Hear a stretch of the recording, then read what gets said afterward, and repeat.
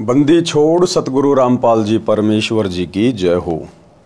परमपिता परमात्मा सारी सृष्टि के रचनहार, कुल मालिक, असंख्य ब्रह्मांडों के स्वामी, जगत गुरु, तीनों लोकों में प्रवेश करके सबका भरण पोषण करने वाले राजाधिराज, आत्माधार, नाथों के नाथ, देवों के देव, महादेव, सर्वेश्वर, महेश्वर, मृत्युंजय, अजरो अमर, आदि अनादि, सनातनी प्रभु, जगत पिता जगदीश्वर, श्री श्री 1008 की उपाधि के वास्तविक अधिकारी, अकाल मूर्त शब्द स्वरूपी राम वासुदेव, सर्वगतम ब्रह्म, परम पूज्य, प्रथम पूज्य, परम संत, परम पुरुष, परम धनी, परम दयालु, सत्य कबीर, हक्का कबीर, अल्लाहु अकबर, वाकबर, अल्लाह ताला, जगत के तारणहार, जगत के मुक्तिदाता, जगत के जगन्नाथ, हारे के सहारे, हिंदुओं के राम, मुसलमानों के अल्लाह, सिखों के वाहिगुरु, ईसाइयों के मसीह, दया के सागर दया निधि, करुणा के सागर करुणा निधि, स्वयं भू परिभू, संकट मोचन, कष्ट हरण, मंगल करण, दुख भंजन, अविगत कबीर, निर्विकार निर्विषम परमात्मा, अलय अलेख सतगुरु, आदि अनादि सतगुरु, असली मर्यादा पुरुषोत्तम, असली राम, असली कृष्ण, असली घनश्याम, असली मुरारी, राजाओं के राजा, महाराजाओं के महाराजा, शहंशाहों के शहंशाह, सम्राटों के सम्राट, भगवानों के भगवान, अल्लाहों के अल्लाह, प्रभुओं के प्रभु, मसीहों के मसीह, सच्चे वाहिगुरु, बाबाओं के बाबा, पीरों के पीर, सेठों के सेठ, जगत सेठ, सावड़सा सेठ, सर्वगुण संपन्न, अनंत कोटि कलाओं के स्वामी, अनंत कोटि ब्रह्मांडों के नायक, योगियों में महायोगी, ध्यानियों में महाध्यानी, सिद्धों में परम सिद्ध, ज्ञानियों में तत्व ज्ञानी, ब्रह्म ज्ञानी, महाज्ञानी, परम ज्ञानी, सर्वश्रेष्ठ ज्ञानी, विज्ञानी, युवा कबीर, समृत कबीर, असमवात, अमित ओजा, सच्चे रहनुमा, करीम अल्लाह, सुभान अल्लाह, दुनिया के अंतिम पैगंबर, 8 सितंबर 1951 से गांव धनाना, जिला सोनीपत, हरियाणा, भारतवर्ष की पावन भूमि पे प्रकट रियल कल की भगवान श्री नारायण साकार हरि, श्री बाबा साहिब नूर अनंत परमात्मा, संत श्रोमणी सतगुरु रामपाल जी परमेश्वर जी के चरण कमल में साध संगति से जुड़े हुए देश विदेश से आप और हम सभी सत्सेवक भाई बहनों का अनंत कोटि दंडवत प्रणाम। सत्साई भाई और बहनों, दया परमपिता परमेश्वर जी की, सारी सृष्टि के सर्जनहार सतगुरु रामपाल जी भगवान की, जिनके विशेष आशीर्वाद से, शुभ आशीर्वाद से, उन्हीं के कर कमल से लिखित पवित्र पुस्तक जीने की राह के ऊपर वीडियो बनाने की श्रृंखला जारी है। इसी श्रृंखला में आज हमारा ये 24वें नंबर का वीडियो है। प्रत्येक वीडियो में गुरुदेव भगवान के आशीर्वाद से हमें अध्यात्म के विषय में बहुत ही गहरी गहरी बातें जानने और समझने को मिल रही हैं। तो भाई और बहनों, आज की वीडियो में गुरुदेव भगवान ने हमारे को विशेष तौर पर यह समझाना चाहा है कि इस काल के जाल में आत्माएं कैसे फंसी, 21 ब्रह्मांड में ज्योति निरंजन के अधीन आत्माएं क्यों अपना कर्मदंड भोग रही हैं, क्यों 84 लाख योनियों में मां कष्ट भोग रही हैं, क्यों आत्माएं नरक और स्वर्ग भोग रही हैं। तो आज की वीडियो में आज हम इसी विषय पे चर्चा करेंगे। पवित्र पुस्तक जीने की राह, पार्ट नंबर 24 और पेज नंबर 196। हम काल के जाल में कैसे फंसे, इसका उत्तर पढ़ें अध्याय सृष्टि रचना में, जो इसी पुस्तक जीने की राह के पेज नंबर 254 से 306 पर है। यानी आगे चलकर विस्तृत सृष्टि रचना गुरुदेव ने लिखी है, जिसका हम वीडियो बनाते बनाते आगे जिक्र करेंगे। कबीर परमेश्वर जी की काल से वार्ता। कबीर भगवान, कौन कबीर भगवान? सतगुरु रामपाल जी। ये कबीर भगवान जो आज सतगुरु रूप में धरती पे प्रकट हैं। जब हम सभी आत्माएं इस काल के जाल में फंस गई और इस काल और दुर्गा के साथ में यहाँ 21 ब्रह्मांड में सजा भोगने के लिए आ गए, जो गलती हमने सतलोक में की थी, उसके बाद इस काल ने हमारे को तरह तरह से परेशान करना शुरू कर दिया, दुख देना शुरू कर दिया, तपतशिला पे भून भून के खाने लगा। 84 लाख योनियों में गधे, कुत्ते, सूअर, कीट पतंग, गंदी नाली का कीड़ा, न जाने कैसी कैसी योनियां हमें दी। मनुष्य जीवन में भी हमें भिखारी बना दिया। एक्सीडेंट में किसी का हाथ कट गया, किसी का पैर कट गया, कोई कौवा बन के लेट्रिन खा रहा है, कोई शुअर बन के गटर की गंदगी में नाक रगड़ रहा है। हाहाकार मचा हुआ है आत्माओं में। ऐसे में वही दयालु परमात्मा कबीर देव सतगुरु रामपाल जी भगवान एक बार फिर हमारी सुध लेने के लिए इस काल के लोक में आए और अपने पुत्र जोगजीत का रूप बनाकर आए। काल समझ नहीं पाया कि ये मेरा भाई जोगजीत है या ये कबीर भगवान है। तो प्रथम बार जहां ये काल 21वें ब्रह्मांड में सबसे ऊपरी हिस्से में जहाँ इसने अलग से अपना एक लोक बना रखा है, जहाँ इसने तपतशिला को सेट किया हुआ है, जीवों को भून के खाता है, सूक्ष्म शरीर से वो गंध निकाल के खाता है। वहाँ पर कबीर परमात्मा अपने पुत्र जोगजीत का रूप बना के आते हैं और काल के साथ उनकी वार्ता होती है। क्या क्या वार्ता होती है गुरुदेव भगवान विस्तृत रूप से हमें बता रहे हैं। कबीर परमेश्वर जी की काल के साथ वार्ता। अब हम काल ब्रह्म के लोक में रह रहे हैं, क्योंकि हम सतलोक से आ चुके हैं। हमने बहुत बड़ी गलती की सतलोक में, जहां हमारे गुरुदेव भगवान सतगुरु रामपाल जी परमात्मा ने, इस कबीर भगवान ने हमें सतलोक में हर प्रकार से सुखों से परिपूर्ण किया हुआ था। किसी चीज़ की कोई कमी नहीं थी, ना वह बुढ़ापा है, ना वहाँ पर मृत्यु है, ना कोई रोग है, ना कोई शोक है, ना किसी चीज़ का अभाव है, सुंदर शरीर है। लेकिन हमने और अधिक सुखों की चाहत में, और जो प्यार गुरुदेव ने हमें सतलोक में दिया हुआ है, जो स्वतंत्रता हमें दी हुई है, हमने उसका नाजायज फायदा उठाया और हमने काल के साथ इसके 21 ब्रह्मांडों में आने के लिए सहमति व्यक्त कर दी, जिस कारण से हम काल के साथ फिर यहाँ आए और हम इसी के इस ब्रह्मलोक में, काल लोक में रह रहे हैं। अब हम काल ब्रह्म के लोक में रह रहे हैं। आत्मा के ऊपर स्थूल आदि आदि शरीर चढ़ाकर काल ने जीव बना दिए हैं। इसने जीव को भ्रमित किया है। पूर्ण परमात्मा जो आत्मा का जनक है, पूर्ण परमात्मा कबीर देव जो आज सतगुरु रूप में धरती पे प्रकट हैं, जो हम आत्माओं के जनक हैं, उसको भी भुला दिया। हम सब कुछ भूल भाल के बैठे हुए थे। क्या सतलोक है, क्या मोक्ष है, आत्मज्ञान क्या है, परमात्म ज्ञान क्या है, हम काल के जाल में क्यों फंसे। हमारे अंदर इस प्रकार के कोई सवाल भी नहीं उठ रहे थे, हमारी कल्पना में भी नहीं थे। काल ने सब कुछ भुला दिया था। परमेश्वर ने आके फिर से वो हमारी यादें ताजा की हैं और स्वयं को परमात्मा सिद्ध किए हैं। ये काल, ये ब्रह्म, इसने स्वयं को ही परमात्मा सिद्ध कर दिया। यह परमात्मा के अंश जीव आत्मा को परेशान करता है ताकि परमात्मा दुखी हो। यही मन रूप में प्रत्येक आत्मा के साथ रहता है, गलती करवाता है, दंड जीव आत्मा भोगती है। जैसे शराब आदि आदि नशे की लत लगवाना, बलात्कार, रेप करवाना और अन्य पाप करवाना, ये मन की प्रेरणा से काल करवाता है। कौन करवाता है? काल ही सब कुछ हमसे कुकर्म करवा रहा है। जब आप जी लेखक संत रामपाल जी भगवान से दीक्षा लोगे तब ये सीधा चलेगा, क्योंकि जीव आत्मा के साथ परमात्मा की शक्ति रहने लगती है। जैसे ही हम गुरुदेव भगवान से उपदेश लेंगे, दीक्षा लेंगे, इनका आशीर्वाद मिलेगा, इनके द्वारा दिए गए सत भक्ति मंत्रों का जाप शुरू करेंगे तो हमारे साथ फिर परमात्मा की शक्ति हो जाएगी। परमात्मा यानी स्वयं सतगुरु का आशीर्वाद। उसके बाद काल के ऊपर अंकुश लग जाएगा, फिर ये मन धीरे धीरे बकवाद करना कम कर देगा। तब ये सीधा चलेगा, क्योंकि जीव आत्मा के साथ परमात्मा की शक्ति रहने लगती है। आत्मा को तत्व ज्ञान से विवेक हो जाता है। परमात्मा की शक्ति के कारण आत्मा दृढ़ हो जाती है। काल ब्रह्म केवल कबीर परमात्मा से डरता है। ये काल केवल किससे डरता है? कबीर परमात्मा से। केवल सतगुरु रामपाल जी भगवान से डरता है। ना ब्रह्मा से डरता, ना विष्णु से, ना शंकर जी से, ना दुर्गा जी से, क्योंकि ये तीनों देवता तो काल के ही पुत्र हैं और दुर्गा काल की पत्नी है। ये काल यदि डरता है तो केवल अपने बाप से डरता है। इस कबीर भगवान सतगुरु रामपाल जी से डरता है। इसलिए जिस दिन हम सतगुरु रामपाल जी से उपदेश ले लेते हैं और उनके द्वारा बताई गई मर्यादा में रहकर अपनी भक्ति करना शुरू कर देते हैं, फिर ये मन सीधा होकर चलने लगता है। काल ब्रह्म केवल कबीर परमात्मा से डरता है। संत गरीबदास जी ने कहा है, काल डरे करतार से, जय जय जय जगदीश, और जोरा जोड़ी झाड़ता पग रज डारे शीस। ये काल 21 ब्रह्मांड का स्वामी केवल ये कबीर भगवान से डरता है। और जोरा जोड़ी झाड़ता, जोरा यानी ये मौत, मौत हमारे कबीर भगवान सतगुरु रामपाल जी के जूते साफ करती है। और पग रज डारे शीस, और ये काल भगवान हमारे गुरुदेव भगवान के, इस कबीर भगवान के, इनके चरणों की धूल अपने सिर पे डालता है। ये इतने समर्थ परमेश्वर हैं, परमात्मा है। गरीब काल जो पीसे पीसना, जोरा है पणिहार।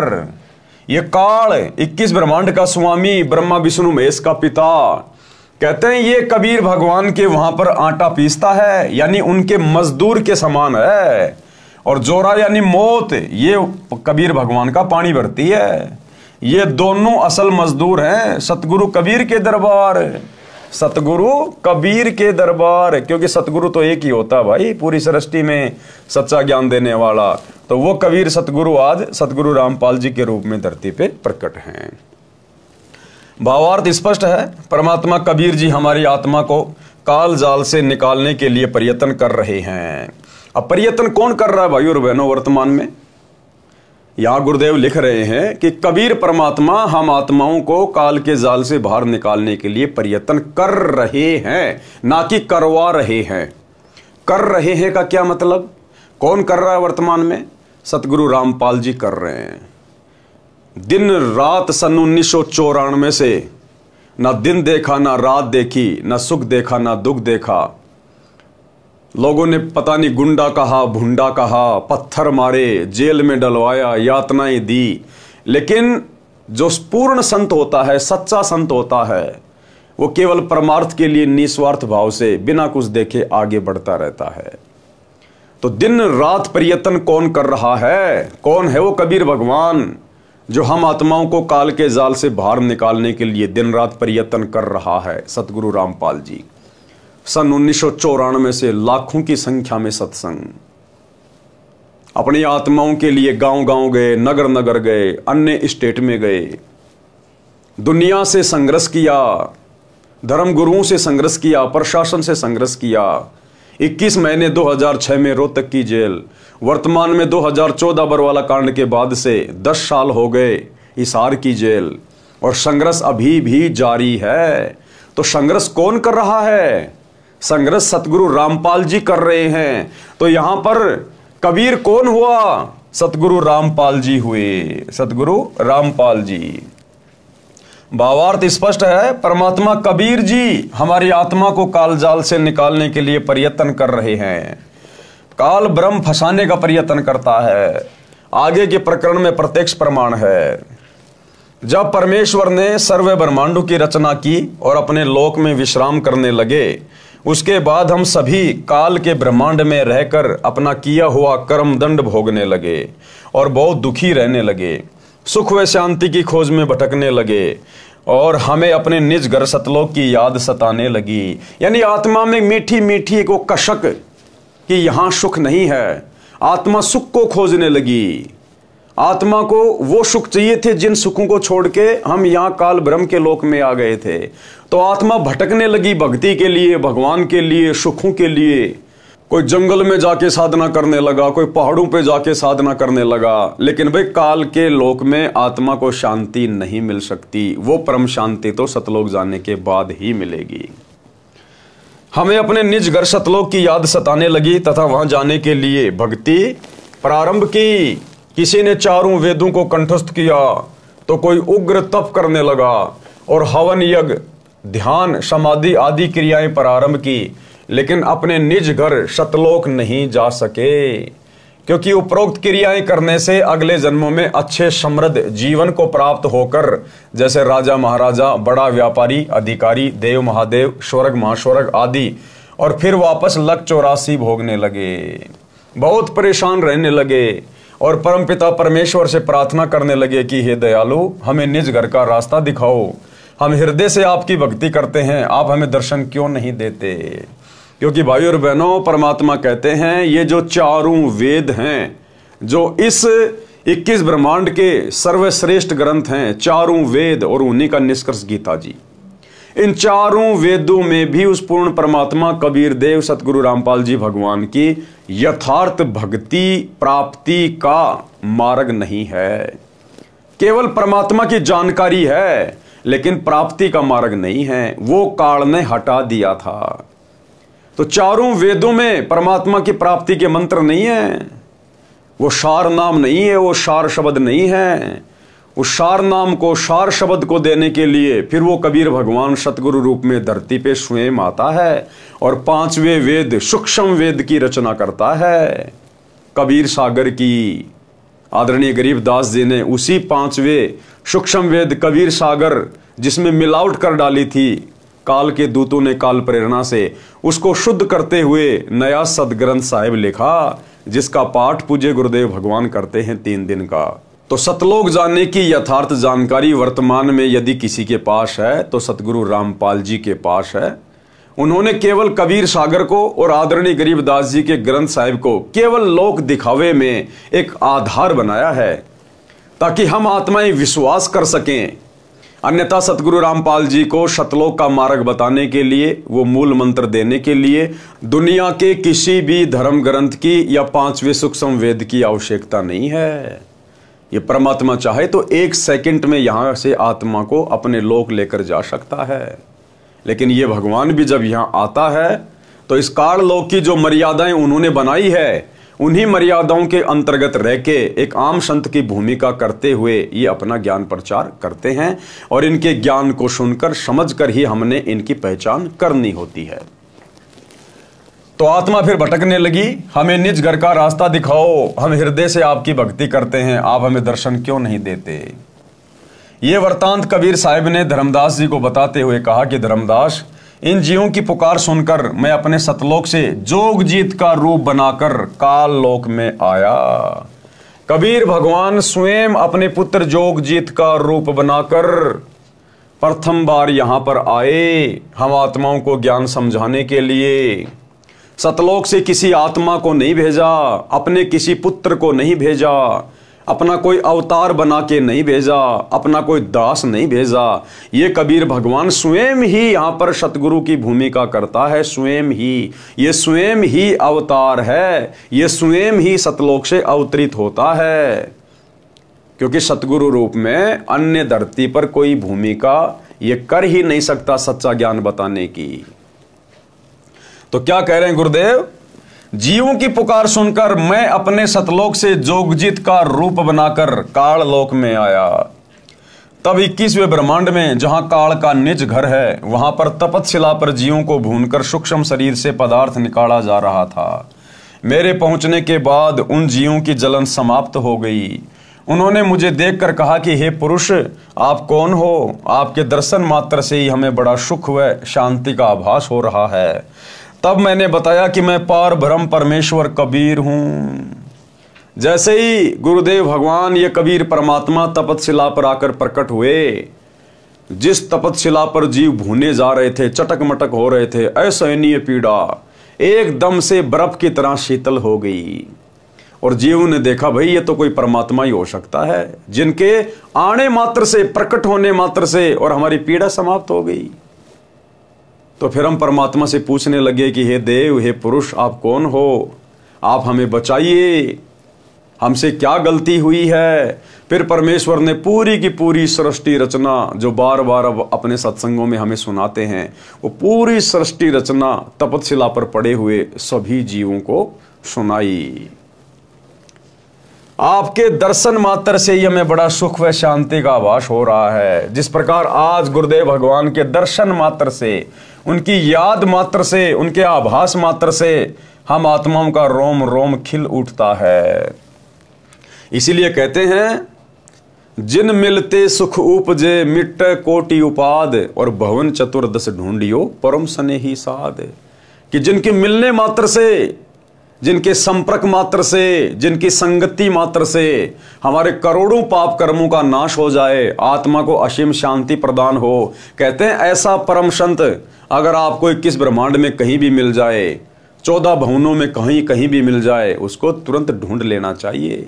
लेकिन भाई और बहनों, जीव के बस की बात नहीं, यहां तो ब्रह्मा विष्णु महेश की बस की बात नहीं कि इस परम संत को वे खोज सकें, पहचान सकें। जिस आत्मा पर पूज्य गुरुदेव भगवान कबीर परमात्मा की खुद की रजा होगी, इनकी खुद की मर्जी होगी, तो ही ये अपनी पहचान करवाते हैं। अन्यथा आत्मा, चाहे आप और हमारे जैसे साधारण जीव हों, या चाहे ब्रह्मा विष्णु महेश जैसे देवपद प्राप्त जीव हों, ये इस सतगुरु को पहचान नहीं सकते, इसको प्राप्त नहीं कर सकते, इसको खोज नहीं सकते। ये सतगुरु खोज भी उसी से करवाता है जो चाहता है। यानी इनकी मर्जी के बिना इनके बारे में ना कोई जान सकता, ना इनको पहचान सकता। आपके दर्शन मात्र से ही हमें बड़ा सुख व शांति का आभास हो रहा है। तब मैंने बताया कि मैं पार ब्रह्म परमेश्वर कबीर हूँ। आप सब जीव मेरे लोक से आकर काल ब्रह्म के लोक में फंस गए हो। ये काल रोजाना 1 लाख मानव के सूक्ष्म शरीर से पदार्थ निकाल कर खाता है। कौन सा पदार्थ है? जो भी हम यहाँ पर नशा करते हैं, मांस खाते हैं, खट्टा मीठा खाते हैं या अन्य कोई टेस्टी आइटम खाते हैं, तो उसका जो एक सूक्ष्म अंश जो होता है, उसकी जो वासना होती है, वो हमारे सूक्ष्म शरीर में जमा हो जाती है, डिपॉजिट हो जाती है। तो मृत्यु के उपरांत ये स्थूल शरीर तो यही रह जाता है और सूक्ष्म शरीर फिर हमारा सीधा तपस्या पे जाता है और वहां पर फिर काल में सूक्ष्म शरीर से उस गंध को, उस वासना को निकालने की जो प्रोसीजर बना रखी है, उस प्रोसीजर से निकाल के ये खाता है। ये काल रोजाना 1 लाख मानव के सूक्ष्म शरीर से पदार्थ निकाल कर खाता है और बाद में नाना प्रकार की योनियों में दंड भोगने के लिए छोड़ देता है। तब वे जीवात्माएं कहने लगी, हे दयालु परमेश्वर, हमें इस काल की जेल से छुड़वाओ। मैंने बताया कि ये 21 ब्रह्मांड काल ने 3 बार तप करके मेरे से प्राप्त किए हैं। जो आप यहाँ सब वस्तुओं का प्रयोग कर रहे हो, ये सभी काल की हैं और आप सब अपनी इच्छा से घूमने के लिए आए थे। इच्छा रूपी खेलन आया, ताते सुख सागर नहीं पाया। हमें कबीर भगवान सतगुरु रामपाल जी ने सतलोक से धक्के मार के नहीं निकाला। हम अपनी इच्छा से इस काल के साथ आए हैं। इसके ऊपर आसक्ति व्यक्त करके जब ये तप कर रहा था, हमें तो गुरुदेव भगवान ने बहुत रोका था, बहुत मना किया था, बहुत समझाया था कि बच्चों आप दुखी हो जाओगे, परेशान हो जाओगे, तुम्हें यहाँ किस बात की कमी है, तुम क्यों जा रहे हो, क्यों बार बार मेरे वचनों की अनदेखी कर रहे हो। लेकिन हमने एक नहीं सुनी परमात्मा की। उसके बाद गुरुदेव ने हमें अपने दिल से उतार दिया और सूक्ष्म रूप में दुर्गा के अंदर हम सभी आत्माओं को डिपॉजिट करके और काल के साथ 21 ब्रह्मांड सहित यहां भेज दिया। इसलिए अब आपके ऊपर काल ब्रह्म का बहुत ज्यादा ऋण हो चुका है और वह ऋण मेरे सच्चे नाम के जाप के बिना नहीं उतर सकता। जब तक आप ऋण मुक्त नहीं हो सकते, तब तक आप काल ब्रह्म की जेल से बाहर नहीं जा सकते। और ऋण मुक्त होने का 21 ब्रह्मांड में केवल एक ही साधन है, सच्चे सतगुरु रामपाल जी परमेश्वर जी की शरण में आकर इनके द्वारा जो सत भक्ति मंत्र दिए जाएंगे, जो धर्म कर्म बताए जाएंगे, जो यज्ञ हवन हमें बताया जाएगा, उस विधि अनुसार जब हम साधना करेंगे तो ही ऋण उतर सकता है। दूसरा धरती पर कोई तरीका नहीं है। इसके लिए आपको मुझसे नाम उपदेश लेकर भक्ति करनी होगी, तब मैं आपको छुड़वा कर ले जाऊंगा। हम ये वार्ता कर ही रहे थे कि वहां पर काल ब्रह्म प्रकट हो गया और उसने बहुत क्रोधित होकर मेरे ऊपर हमला बोला। अब काल ने सोचा कि ये मेरा भाई जोगजीत क्यों आया है यहाँ पर, क्योंकि सतलोक से इस काल को परमात्मा ने अपने पुत्र जोगजीत का रूप बनाकर ही इसको 21 ब्रह्मांड सहित बाहर निकाला था। तो काल सतलोक में समझ नहीं पाया था कि मेरे को कबीर भगवान निकाल रहे हैं या फिर कबीर भगवान के आदेश से मेरा भाई जोगजीत मेरे को यहां से बाहर निकाल रहा है। तो काल ने सोचा ये जोगजीत क्यों आ गया मेरे लोक में, जरूर ये परमात्मा का कोई आदेश लेके आया होगा। पहले आदेश मालूम कर लेता हूं, फिर आज इसको घड़ूंगा, आज इसकी पिटाई करूंगा। इसने मेरे को सतलोक से यहां निकाल दिया। तो काल भी धोखे में। हम ये वार्ता कर ही रहे थे कि वहां पर काल ब्रह्म प्रकट हो गया और उसने बहुत क्रोधित होकर मेरे ऊपर हमला बोला। मैंने अपनी शब्द शक्ति से उसको मूर्छित कर दिया। अब परमेश्वर को कोई आवश्यकता नहीं है शब्द शक्ति का इस्तेमाल करने की। ये तो केवल आप और हमें समझाने के लिए कि सतगुरु से उपदेश लेने के बाद यदि हमारे ऊपर कोई कर्म की मार आ जाए, कोई संकट, कोई परेशानी, कोई तकलीफ आ जाए, तो हम भाई बहनों ने उस सतनाम का सुमरण शुरू कर देना है। जो शब्द हमें गुरुदेव ने दे रखा है, चाहे प्रथम मंत्र है, सतनाम है, सारनाम है, सार शब्द है, हमने तुरंत उसका सुमरण विशेष कसक के साथ जाप शुरू कर देना चाहिए। हमारी वो आपत्ति बादलों की तरह छट जाएगी, बादलों की तरह। तो परमेश्वर हमें समझाने के लिए कि जब भी कोई मुसीबत आए तो इधर उधर पैर मारने के बजाय आपने गुरुदेव के द्वारा दिया गया सुमरण शुरू कर देना है। फिर कुछ समय बाद वह होश में आया, मेरे चरणों में गिरकर क्षमा याचना करने लगा और बोला कि आप मुझसे बड़े हो, मुझ पर कुछ दया करो और ये बताओ कि आप मेरे लोक में क्यों आए हो। तब मैंने काल पुरुष को बताया कि कुछ जीवात्माएं भक्ति करके अपने निज घर सतलोक में वापस जाना चाहती हैं, उन्हें सत भक्ति मार्ग नहीं मिल रहा है, इसलिए वे भक्ति करने के बाद भी इसी लोक में रह जाती हैं। मैं उनको सत भक्ति मार्ग बताने के लिए और तेरा भेद देने के लिए आया हूं कि तू काल है। आज पूरी धरती पर, पूरी पृथ्वी पर यदि किसी परम पुरुष ने इस काल का भेद दिया है, सृष्टि रचना का ज्ञान बताया है, जो कि सर्व शास्त्रों से प्रमाणित है, केवल सतगुरु रामपाल जी, इन्होंने ही काल का भेद बताया है। आज तक सतयुग से लेकर वर्तमान समय तक ना किसी आचार्य ने, ना किसी शंकराचार्य ने, ना किसी महामंडलेश्वर और मठाधीश ने ABCD भी पता नहीं थी काल की। ब्रह्मा विष्णु महेश के विषय में, उनकी उम्र के विषय में, उनके जन्म मरण के विषय में भी यहाँ के आचार्य शंकराचार्य ABCD भी नहीं जानते। ABCD आज भी, जबकि सतगुरु रामपाल जी ने सन 1994 से प्रत्येक धर्म के धर्मशास्त्रों से ही प्रमाणित कर दिया, पूरी सृष्टि रचना का ज्ञान खुल के बता दिया, शीशे की तरह क्लियर कर दिया। तो कौन है सतगुरु रामपाल जी जिन्होंने काल का पूरा भेद खोल दिया? स्वयं कबीर भगवान। मैं उनको सत भक्ति मार्ग बताने के लिए और तेरा भेद देने के लिए आया हूं कि तू काल है। 1 लाख जीवों का आहार करता है और 1.25 लाख जीवों को उत्पन्न करता है। सतगुरु रामपाल जी के अलावा किसी ने भी ये भेद नहीं खोला, किसी ने भी। तथा भगवान बनकर बैठा है। मैं इनको बताऊंगा कि तुम जिसकी भक्ति करते हो वह भगवान नहीं, काल है। इतना सुनते ही काल बोला कि यदि सब जीव वापस चले गए तो मेरे भोजन का क्या होगा, मैं भूखा मर जाऊंगा। आपसे मेरी प्रार्थना है कि 3 युगों में जीव कम संख्या में लेकर जाना और सबको मेरा भेद मत देना कि मैं काल हूं, सबको खाता हूं। जब कलयुग आए तो चाहे जितने जीवों को ले जाना, ये वचन काल ने मुझसे प्राप्त कर लिए। कबीर साहिब ने धर्मदास को आगे बताते हुए कहा कि सतयुग, त्रेता युग, द्वापर युग में भी मैं आया था। धर्मदास जी को क्या कहा कबीर भगवान ने कि धर्मदास, सतयुग में भी मैं खुद ही आया था, त्रेता युग में भी मैं खुद ही आया था और द्वापर में भी खुद ही आया था।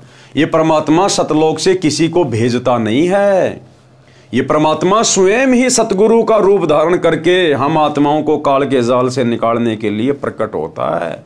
इसलिए सतगुरु स्वयं परमात्मा होता है, भगवान होता है।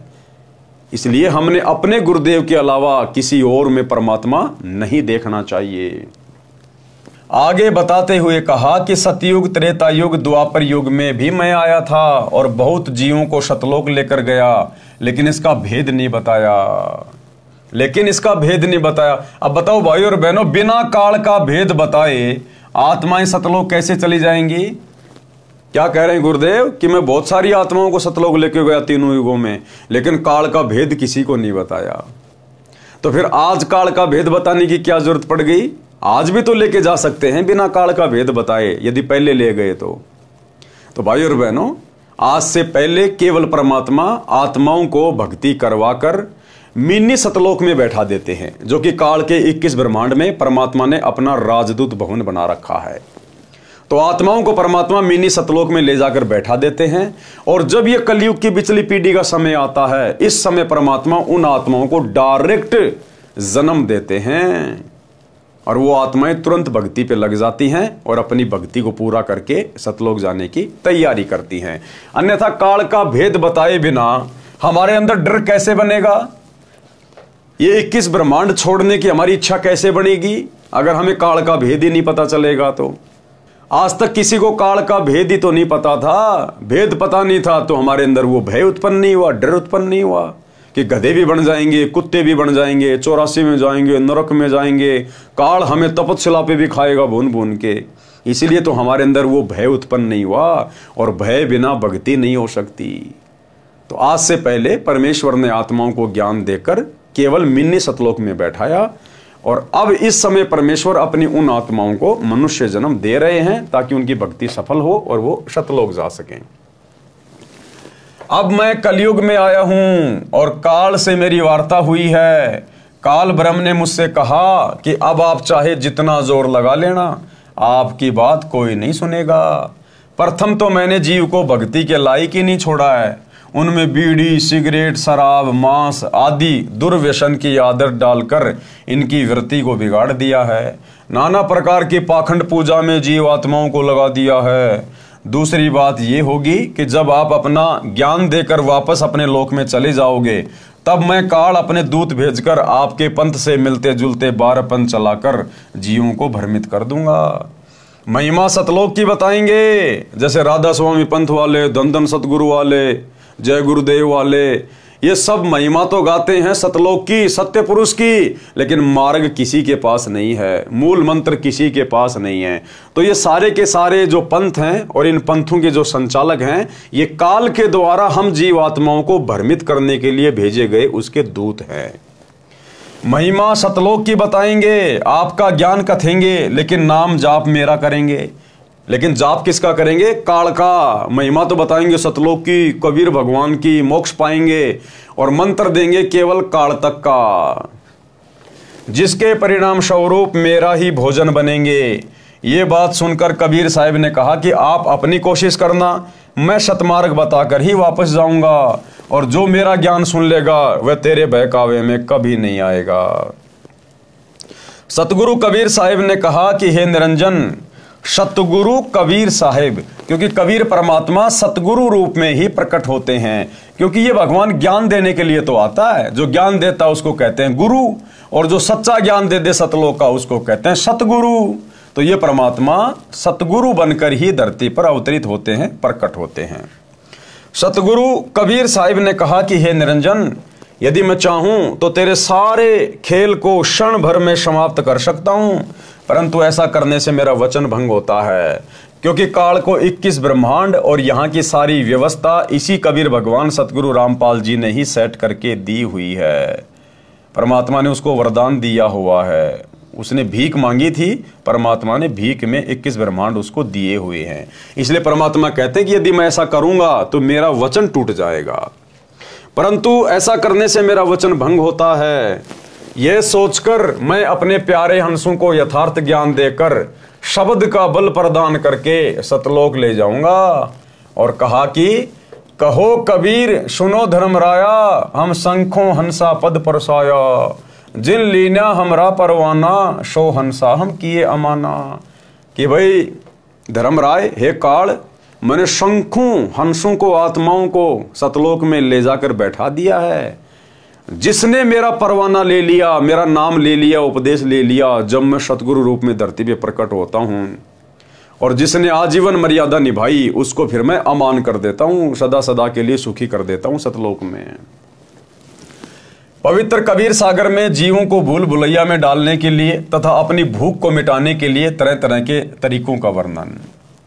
काल ने क्या कहा कि जब कलयुग आएगा उस समय मैं इन जीव आत्माओं की वृत्ति को इतना गंदा कर दूंगा, हर प्रकार से बीड़ी, सिगरेट, गुटखा, अफीम, गांजा, सुल्फा, मांस खाना, चोरी, जारी, ठगी, रिश्वतखोरी, मिलावट, जुआ, पर स्त्री को तकना, व्यभिचार करना, बलात्कार करना, इन आत्माओं को इतना गंदा कर दूंगा, इनकी आत्माओं को इतना मैला कर दूंगा, ये भक्ति के योग्य रहेंगे नहीं। जिस समय तुम या तुम्हारा कोई दास इस पृथ्वी पर जाएगा, क्योंकि काल को यकीन नहीं होता, काल को यकीन नहीं होता कि वो कबीर भगवान तो यहां आ नहीं सकता 21 ब्रह्मांड में। काल को विश्वास नहीं है कि वो भगवान यहां आ जाएगा, ऐसे गंदे लोक में वो सतलोक का राजा भी आ जाएगा। लेकिन वो नादान, उसको क्या पता कि तेरे सामने तेरा बाप ही तो खड़ा है, लेकिन रूप तेरे भाई का बना रखा है। तो बीच बीच में काल डगमग हो जाता था और कहता था कि या तो आप आओगे या फिर आपका कोई दोष आएगा, उस समय तक मैं इन आत्माओं को इतना गंदा कर दूंगा, या कोई भक्ति के लायक रहेगा नहीं, तेरी बात कोई सुनेगा नहीं, कोई मानेगा नहीं। तो क्या क्या तरीके काल ने अपनाए, परमेश्वर उन सब का जिक्र कर रहे हैं। 12 पंथ करूं मैं साजा, नाम तुम्हारा ले करूं आवाजा, 12 यम संसार पठ हो, नाम तुम्हारे पंथ चल हो। कि मैं आपके नाम से, कबीर नाम से 12 पंथ शुरू करवा दूंगा, मुझ काल के 12 पंथ शुरू हो जाएंगे। और आप ही का नाम ले लेकर कि ये कबीर साहिब का मार्ग है, ये कबीर साहिब का नाम है, सतलोक जाएंगे, मोक्ष प्राप्त करेंगे, धरती पे डंका पिटवा दूंगा मैं। 12 पंथ करूं मैं साजा, नाम तुम्हारा ले करूं आवाजा। और 12 पंथ संसार पठो, 12 यम यानी 12 काल के दूत मैं संसार में भेजूंगा नकली गुरु बना के, और नाम तुम्हारे पंथ चल हों, और तुम्हारे कबीर नाम से मैं पंथ चलवा दूंगा, दुनिया भ्रमित हो जाएगी। प्रथम दूत मम प्रकटे जाई, पीछे अंश तुम्हारा आई। काल ने कहा कि सबसे पहले मेरे दूत जाने चाहिए संसार में। हे भगवान, सबसे पहले मेरे दूत जाएंगे संसार में। उसने वचन ले लिए। तो सतगुरु ने कहा कि भैया ठीक है, तू पहले अपने दूत भेज देना, क्योंकि भाई और बहनों, ये काल भी केवल एक जीव है उस परमात्मा के आगे, केवल एक जीव। और काल ने केवल वही वरदान मांगे, वही वचन मांगे अपने मन में शाना होके कि मैंने तो ठग लिया अपने भाई को। काल ने केवल वही मांगा जो परमात्मा चाहते थे, क्योंकि समर्थ की शक्ति के आगे सब फैल हैं। नामा और रैदास रसीला, कोई न जाने अवगत की लीला। तो काल ने केवल उतना ही सब कुछ मांगा जितना परमात्मा उससे मंगवाना चाहते थे। और वो सोच रहा था कि मैंने शाना बन के पता नहीं परमात्मा को ठग लिया, मैंने तो बहुत कुछ मांग लिया। तो बोला प्रथम दूत मम प्रगटे जाई, पीछे अंश तुम्हारा आई। कि हे भगवान, सबसे पहले मेरे दूत जाएंगे और 12 पंथ चलाएंगे आपके नाम से हैं, और आत्माओं को भ्रमित कर देंगे। तो मालिक ने भी यही करना था, परमात्मा यही चाहते थे कि सबसे पहले काल के दूत जाए नीचे। भाई जब तक नीचे आकर कोई अज्ञान नहीं फैलाएगा तो फिर ज्ञान देकर समझाया किसको जाएगा। तो मालिक यही चाहते थे कि पहले काल के दूत जाएं और हर प्रकार से ये अपना पूरा प्रयास कर लें, और उसके बाद मैं जाऊंगा और आत्माओं को फिर उन्हीं धर्मशास्त्रों से खोल खोल के दिखाऊंगा जिन धर्मशास्त्रों को काल के दूत सत्य बताएंगे कि वेद बिल्कुल सत्य हैं, गीता बिल्कुल सत्य है, कबीर सागर बिल्कुल सत्य है। वो अपना पूरा ज्ञान दे चुके होंगे, अपना विधान बता चुके होंगे। फिर परमात्मा आएगा सतगुरु रूप में और फिर उन्हीं धर्मशास्त्रों से अपने बच्चों को पहले शिक्षित करेगा, सबको पढ़ाई पढ़वाएगा, सबको अक्षर ज्ञान युक्त करवाएगा, और फिर उन्हीं धर्मशास्त्रों को खोल खोल के दिखाएगा। प्रोजेक्टर पे, टीवी पे, मोबाइल चलवा दिए जाएंगे, और वो आत्माएं फिर निर्णय कर लेंगे कि वास्तव में सही संत क्या है और गलत संत क्या है, सच्चा ज्ञान क्या है और गलत ज्ञान क्या है। तो परमात्मा यही चाहते थे और वही काल ने मांगा। परमात्मा की सोच से बाहर काल एक शब्द भी नहीं बोल सकता था। प्रथम दूत मम प्रकटे जाई, पीछे अंश तुम्हारा आई। यही विधि जीवन को भरमाऊं, पुरुष नाम जीवन समझाऊं। 12 पंथ नाम जो ले है, सो हमरे मुखान समोह है। क्या कहा काल ने कि उन 12 पंथों में जो मेरे द्वारा तुम्हारा नाम लेकर चलाए जाएंगे, उन 12 पंथों में जो जो उपदेश लेंगे वो सब मेरे ही मुंह में आएंगे, वो सब काल का ही भोजन बनेंगे, क्योंकि मुक्ति का मार्ग वो होगा नहीं। कहा तुम्हारा जीव नहीं माने, हमारी और होए बात बखाने। और जब तुम जाओगे ना, उस समय सब लोग मेरा पक्ष लेंगे कि नहीं नहीं, ब्रह्म ही परमात्मा है, वो निराकार परमात्मा है, उससे ऊपर कोई शक्ति नहीं है, और तुम्हारे साथ में वाद विवाद करेंगे। मैं दृढ़ फंदा रची बनाई, जामे जीव रहे और जाई। कि उस समय में ऐसा भयंकर दृढ़ फंदा बना दूंगा, यानी इस ज्ञान को इतना अज्ञान में तब्दील कर दूंगा कि जब तुम जाकर सच्चाई बताओगे तुम्हारी बात पे कोई विश्वास भी नहीं करेगा।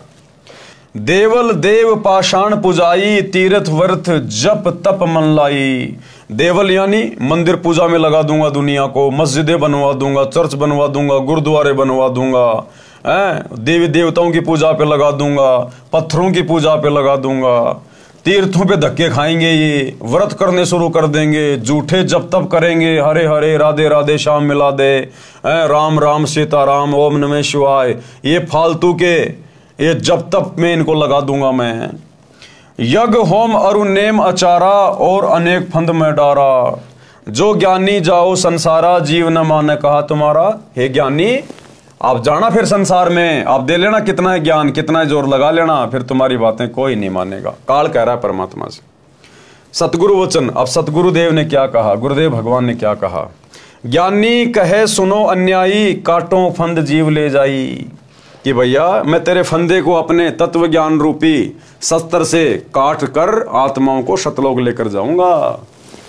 जेतिक फंद तुम रचे विकारी, सत्य शब्द ते सबे बिडौरी। तू जितने भी फंद लगाएगा ना, जितना भी अज्ञान फैलाएगा ना, झूठ पाखंड फैलाएगा ना, मेरा जो सत्य शब्द होगा उस सत्य शब्द के प्रभाव से मैं जीव आत्माओं को सतलोक लेकर जाऊंगा। क्योंकि मालिक को पता था कि काल अपने दूतों के माध्यम से ज्ञान का अज्ञान करवाएगा, शास्त्र विरुद्ध साधना करवाएगा, और उस साधना के करने से लाभ किसी को होगा नहीं। थोड़े बहुत दिनों बाद सबकी बैटरी डिस्चार्ज हो जाएगी, उन्हीं मंत्रों का जाप कर रहे होंगे, उन्हीं गुरुओं की शरण में पड़े होंगे, और दुख ज्यों के त्यों। और जब वे आत्मा आएंगी मेरी शरण में, उस समय फिर मैं अपना सत शब्द दूंगा, प्रथम मंत्र दूंगा, सतनाम दूंगा, स्वार नाम दूंगा, और नाम लेते ही कुछ ही दिनों में उन आत्माओं के ढेरों सुख होने लग जाएंगे।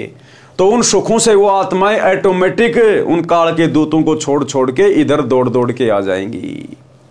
तो परमात्मा ने कहा कि तुम जितना मर्जी अज्ञान फैला देना, तुम जितना मर्जी फंदा लगा देना, मैं नीचे जाकर अपना सतज्ञान दूंगा और वो सत भक्ति मंत्र दूंगा जिनके थोड़े से जाप करने से ही आत्मा को सुख होने शुरू हो जाएंगे और दौड़ दौड़ के हमारी शरण में आने लगेंगे।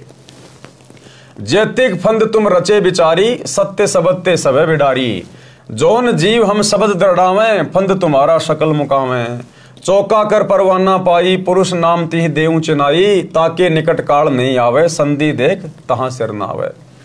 उपरोक्त विवरण से सिद्ध होता है कि जो अनेक पंथ चले हुए हैं, जिनके पास कबीर साहिब द्वारा बताया हुआ सत भक्ति मार्ग नहीं है, ये राधा स्वामी पंथ, धन धन सतगुरु पंथ, डेरा व्यास वाला पंथ, जय गुरुदेव, निरंकारी, ये जितने भी पंथ हैं, इस संसार में जितने भी पंथ हैं, चाहे कबीर पंथ हो, चाहे दुनिया भर के और साधु संत महात्मा, एकमात्र सतगुरु रामपाल जी को छोड़ के ना तो किसी का पंथ सत्य है और ना कोई संत सत्य है।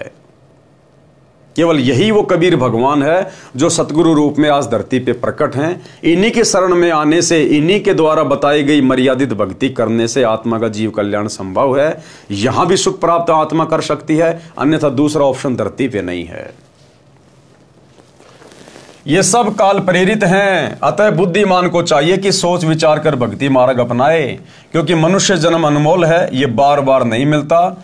कबीर साहिब कहते हैं कि कबीर मानुष जन्म दुर्लभ है, मिले न बारंबार, तरवर से पत्ता टूट गिरे बहुर न लगता डार। काल निरंजन द्वारा कबीर जी से 3 युगों में कम जीव ले जाने का वचन लेना। विस्तृत व संपूर्ण वर्णन। प्रश्न, कबीर जी के नाम से चले 12 पंथों के वास्तविक मुखिया कौन हैं और 13वां पंथ कौन चलाएगा? अब देखो, प्रश्नोत्तरी के माध्यम से गुरुदेव भगवान हमारे विश्वास को दृढ़ करना चाहते हैं कि वर्तमान में पूर्ण संत धरती पे कौन है। तो क्या सवाल है कि कबीर जी के नाम से चले 12 पंथों के वास्तविक मुखिया कौन हैं और 13वां पंथ कौन चलाएगा?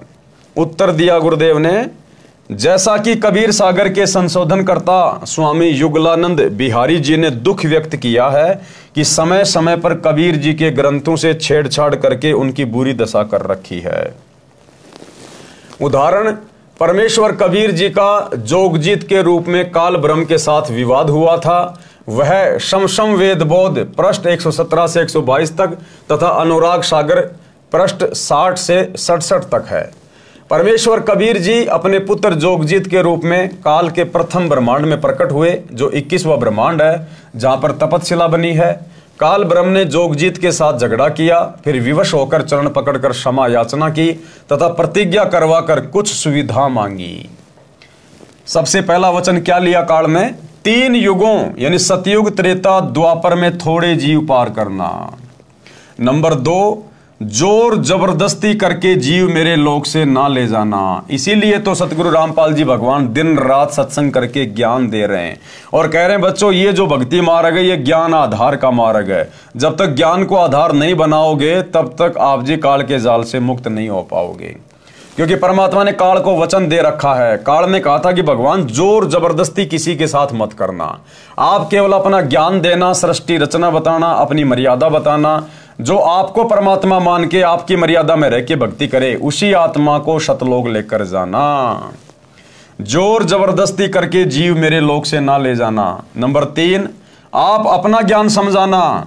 जो आपके ज्ञान को माने वह आपका, और जो मेरे ज्ञान को माने वह मेरा। क्या कहा था कि भगवान आप केवल अपना ज्ञान देना, जो आपके ज्ञान को माने। अब सतगुरु का ज्ञान क्या है?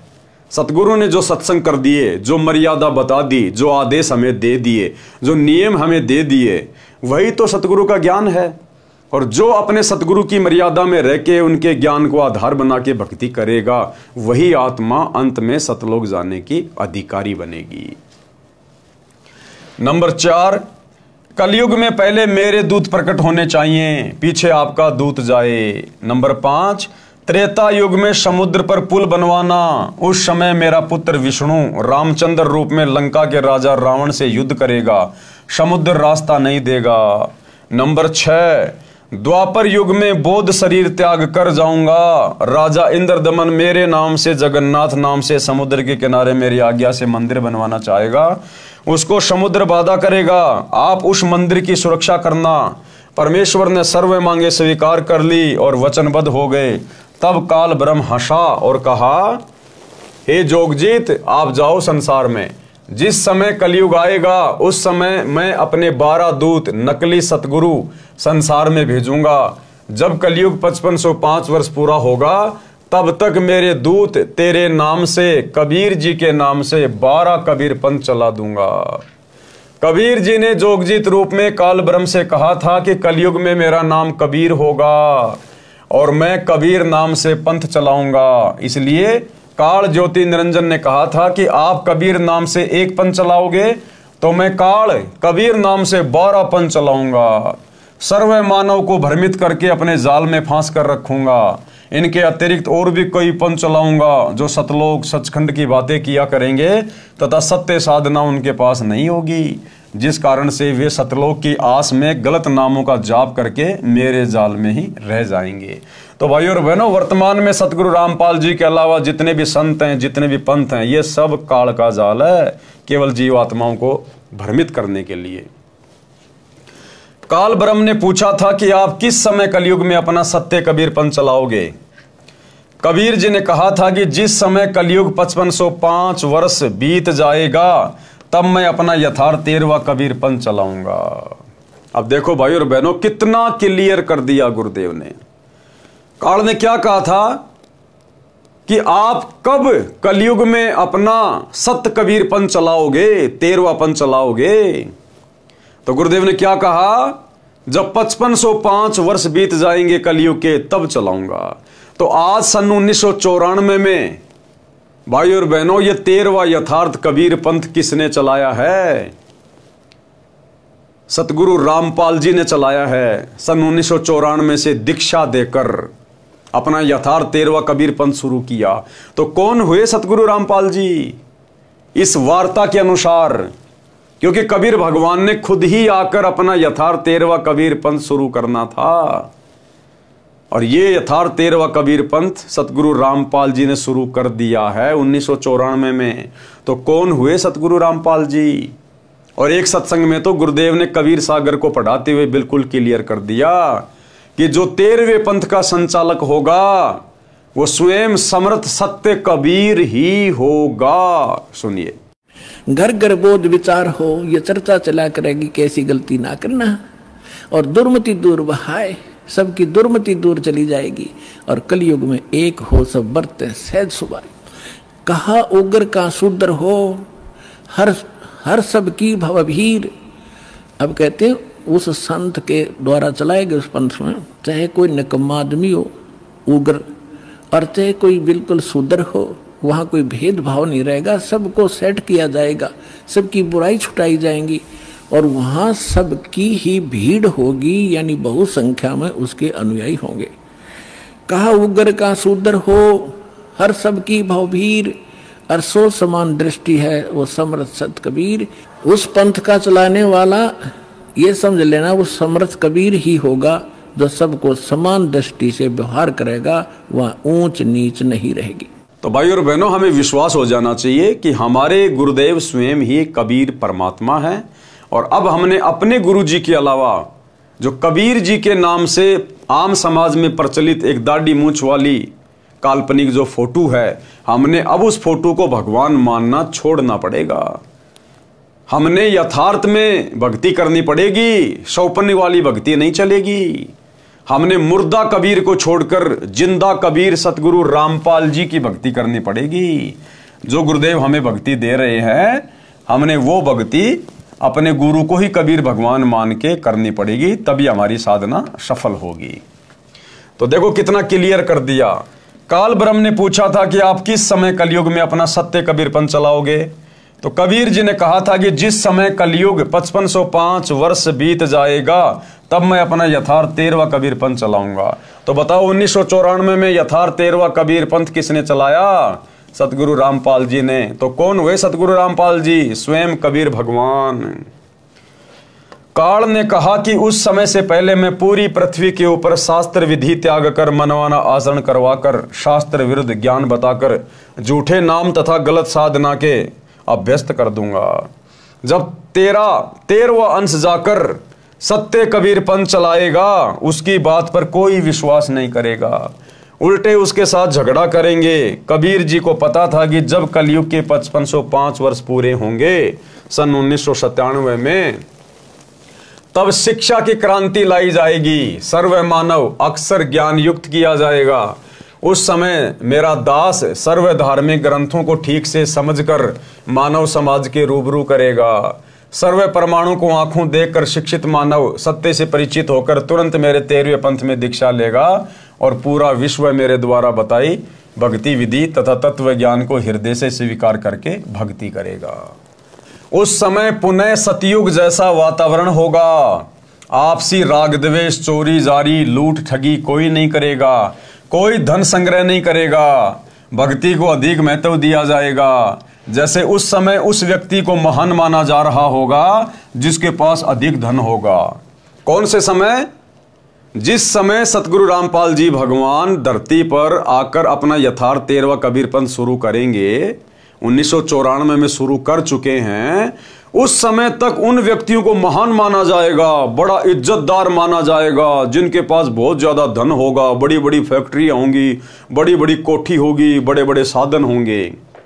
लेकिन जैसे ही सन 1994 में गुरुदेव भगवान आकर अपना यथार्थ 13वां कबीरपंथ शुरू करेंगे, उसके बाद धन संग्रह करने वाले, बड़ी बड़ी कोठियां बनाने वाले, बड़ी बड़ी फैक्ट्रियां बनाने वाले, उन लोगों को मूर्ख माना जाएगा, मूर्ख माना जाएगा। और जो व्यक्ति सत भक्ति करेगा और सामान्य मकान बना के रहेगा, वो व्यक्ति समाज में इज्जत और सम्मान की नजरों से देखा जाएगा। तो भाइयों और बहनों, ये युग परिवर्तन का समय जारी है। सन 2028 युग परिवर्तन की डेट है। उसके बाद पूरी पृथ्वी पर सतगुरु रामपाल जी का सतज्ञान रह जाएगा। जो अच्छी आत्माएं बचेंगी उस महाविनाश में, वे सब सतगुरु की भक्ति करेंगी और फिर कोई धन संग्रह नहीं करेगा, कोई मान बढ़ाई की इच्छा नहीं रखेगा। और यदि कोई ऐसा करेगा तो उसको मूर्ख माना जाएगा। मूर्ख क्योंकि सबको ज्ञान हो जाएगा कि हम तो काल के जाल में फंसे पड़े हैं, हमने तो सतलोक जाना है। ये धन जोड़ जोड़ के ना जाने हमने कितने जीवन बर्बाद कर दिए राजा महाराजा बन के, आज हमारे हाथ में कुछ नहीं है। तो कोई व्यक्ति धन संग्रह नहीं करेगा, अंदर से सतगुरु इच्छा समाप्त कर देगा। सतगुरु मिले तो इच्छा मेटे, पद मिल पद समाना। तो सतगुरु रामपाल जी की शरण में आने के बाद और विशेषकर 2028 के बाद यदि कोई व्यक्ति धन संग्रह करेगा, बड़ी कोठी बनाएगा, तो वो व्यक्ति समाज में निंदा की दृष्टि से देखा जाएगा। उसको मूर्ख माना जाएगा कि देख मूर्ख आदमी, ये काल की टट्टी को इकट्ठा कर रहा है, गोबर को इकट्ठा कर रहा है, क्या सिर में मारेगा इसका? यही छोड़ के चला जाएगा, अगले जन्म में गधा कुत्ता बनेगा, तेरे को इन कोठियों की छाया में भी कोई नहीं बैठने देगा। तो उसको मूर्ख माना जाएगा। जैसे आज हम भगत भाई बहनों की, सत्सेवकों की हालत हो गई है। आज हमें यथार्थता का पता चल गया, आत्म कल्याण का पता चल गया। अब ये फालतू के जो शौक हैं, ये हमें अच्छे नहीं लगते। हम सत्सेवक भाई बहन धन संग्रह नहीं करते। हमारी इच्छा नहीं है कि हम कोई बड़ा मकान बनाएं। हमारी इच्छा नहीं है हम कोई बड़ा कोई पद प्राप्त करें या हम धनवान बने, समाज में हमारी इज्जत हो। कोई इच्छा नहीं हमारी बिल्कुल भी, क्योंकि हमें गुरुदेव ने वास्तविक तत्व ज्ञान दे दिया। तो आने वाले समय में जो व्यक्ति धन संग्रह करेगा, मान बढ़ाई की चाहत रखेगा, बड़ा बड़ा कोठी बनाएगा, बड़ा बड़ा बिजनेस खोलेगा, उसको मूर्ख समझा जाएगा, मूर्ख है। तो क्या कह रहे हैं गुरुदेव, जैसे उस समय यानी कब 1994 से पहले, जैसे उस समय उस व्यक्ति को महान माना जा रहा होगा जिसके पास अधिक धन होगा, बड़ा व्यवसाय होगा, बड़ी बड़ी कोठियां बना रखी होंगी। परंतु 13वें पंथ के प्रारंभ होने के पश्चात यानी सन 1994 के पश्चात, परंतु 13वें पंथ के प्रारंभ होने के पश्चात उन व्यक्तियों को मूर्ख माना जाएगा। उन धन संग्रह करने वालों को, बड़ी कोठियां बनाने वालों को मूर्ख माना जाएगा। और जो भक्ति करेंगे, सामान्य मकान बनाकर रहेंगे, उनको महान, बड़े और सम्मानित व्यक्ति माना जाएगा। क्योंकि भैया जो सतगुरु के वचन पे चलेगा, सतगुरु उसी को यहां पर विशेष महत्व देगा। वही आत्मा जो सतगुरु के वचन में रह के भक्ति करेगी, वही आत्मा सम्मान की पात्र बनेगी। प्रमाण के लिए पवित्र कबीर सागर से भिन्न भिन्न अध्यायों से अमृतवाणी, कबीर जी तथा ज्योति निरंजन की वार्ता, अनुराग सागर के पेज 62 से धर्मराय यानी ज्योति निरंजन वचन, धर्मराय असविनती ठानी, मैं सेवक द्वितीय न जानी। काल ने क्या कहा परमात्मा से कि मैं तो आपका नौकर हूं, आपका सेवक हूं, मुझे आप अपने से अन्य कोई दूसरा मत समझना। ज्ञानी विनती एक हमारा, सो न करहूं जीव से हो मोर बिगाड़ा। पुरुष दीन जस मोकू राजू, तुम भी देहूं तो होए मम काजू। कि जिस प्रकार उस कबीर भगवान ने मुझे राज दिया है, 21 ब्रह्मांड दिए हैं, ऐसे ही आप भी मेरी कुछ इच्छाएं पूरी करो, मुझे कुछ वरदान दो ताकि मेरा 21 ब्रह्मांड ठीक ठाक चले। अब मैं वचन तुम्हारो मानी, लीजियो हंसा हमसो ज्ञानी। पृष्ठ 63 से अनुराग सागर की वाणी, दयावंत तुम साहिब दाता, इतनी कृपया करो हो ताता। कि हे बड़े भाई मेरे ऊपर एक छोटी सी दया करो, मेहर करो।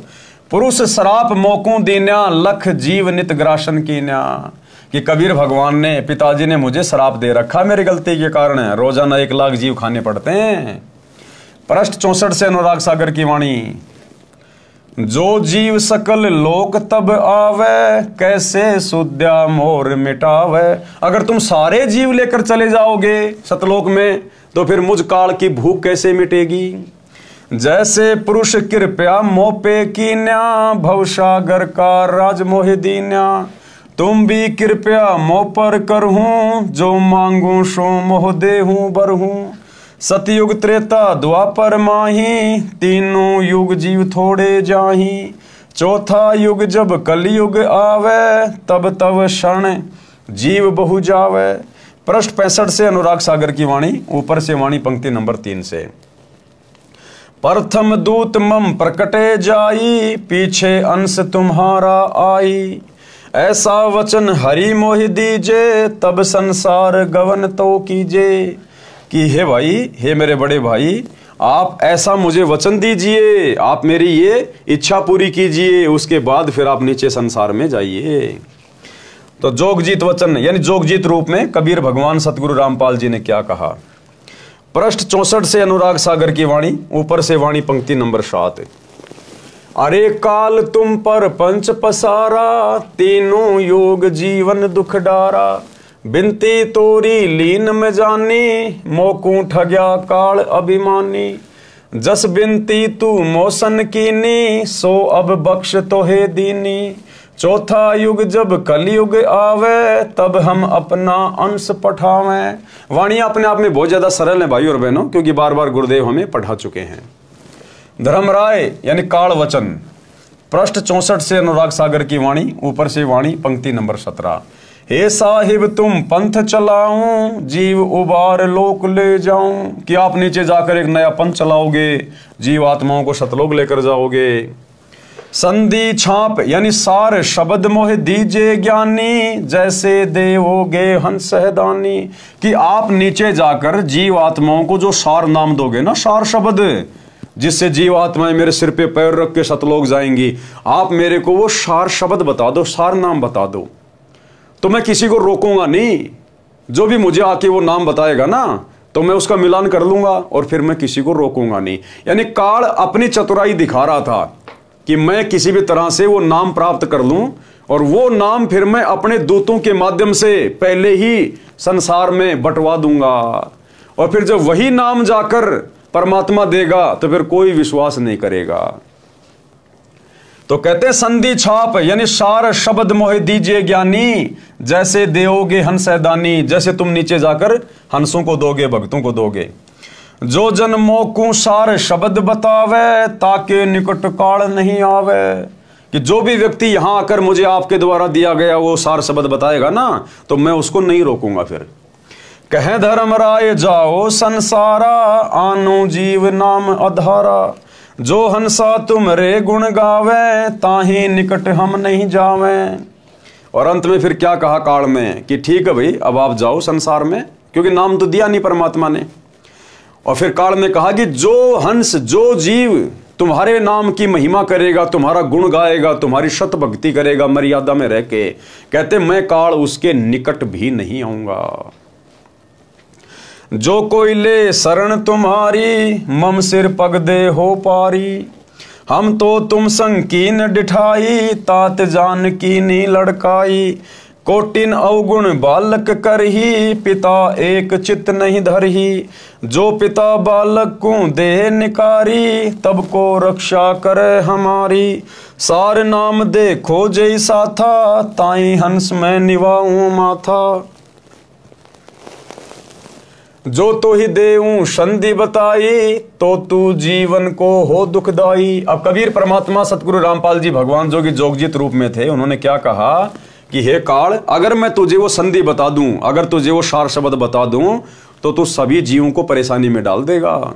तो अपने दूतों को पहले ही वो नाम दे दे के और सब में बंटवा देगा। अब उसके बाद फिर हम जाके क्या बताएंगे नीचे। तुम परपंच जान हम पावा, कि मैं तेरा सारा परपंच समझ गया, तू क्यों मांग रहा है मेरे से सार नाम सार शब्द। तुम परपंच जान हम पावा, काल चले नहीं तुम्हारा दावा। कि भैया ज्योति निरंजन तेरा दाव नहीं चलेगा। धर्मराय तो ही प्रकट भाख्या, गुप्त अंक बीरा हम राख्या। जो कोई ले ही नाम हमारा, ताई छोड़ तुम हो जाना नियारा। कि जो एक बार मेरा सार शब्द ले लेगा काल, तो उससे दूर हट जाना, उसके पास भी मत आना तू। जो तुम और हंस को रोको भाई, तो तुम काल रहन नहीं पाई। धर्मराय यानी काल निरंजन वचन। बेशक जाओ ज्ञानी संसारा, जीवन माने कहा तुम्हारा। अब काल ने देखा कि भैया मैंने जो वरदान लेने थे वो ले लिए और नाम मुझे ये दे नहीं रहा, तो अंत में फिर अपनी असलियत पे आ गया, दांत निकाल के हंसने लगा और क्या कहा, जाओ जोग जीत संसारा। कि भैया अब तुम जाओ बेशक नीचे संसार में, अब कोई तुम्हारी बात नहीं मानेगा जब वो समय आएगा। बेशक जाओ ज्ञानी संसारा, जीव न माने कहा तुम्हारा।